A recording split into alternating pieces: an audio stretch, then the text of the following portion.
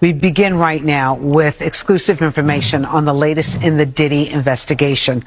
I have learned from sources that investigators have found several weapons inside his homes. Several. They also have found videos. It's been reported that Diddy has collected images of people in compromising situations at his residences. 10 years in entertainment. We saw really what happened with R. Kelly. He went down. Then Bill Cosby. He went down. Now it is Diddy's turn to go down. Diddy has always had issues since the 90s. And that brings us to this guy, Derek Parker, who was NYPD's first hip-hop cop. Now, why did he become the hip-hop cop? Let's check it out. Oh, you know what? Rap was different back then. When Puffy was out, or I call him Puffy, then you call him P. Diddy now. When he was out, a lot of the cases that he had problems with people when he went out to clubs or people in the music industry. It was something that was expected back then, because you got to remember, this was a different time. It was in the 90s going into the 2000s, where rap music was really exploding into the major music industry, becoming a big phenomenon. Rap took over pop music and everything else.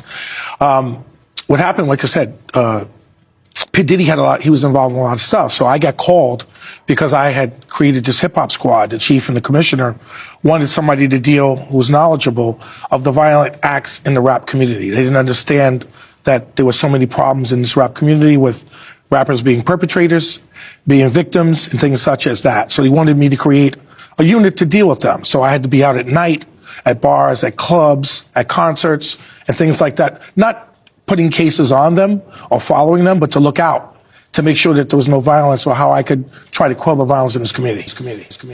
That's right. Derek Parker became the hip-hop cop because people just didn't understand what was going on in the hip-hop community. So he knows Diddy from Diddy's mistakes in the 90s when times were different. At that time, you thought that maybe Diddy would have changed his style up. Well, not so much. So now we know that Diddy's home was raided. 2 homes. Miami and LA. What did they find? Let's find out. So I have some exclusive information, which you just heard. The fact, if it's true, that they found a lot of weapons at his homes, what do you think this could mean?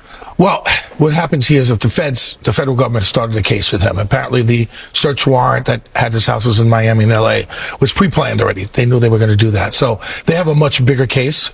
Right now with the guns, they're going to check them. They're going to trace them, see if they were used in any crimes. They're going to go over anything about cooperators that are cooperating with them. They're going to be talking to a lot of people about certain criminal acts that he might have committed, and then go from there.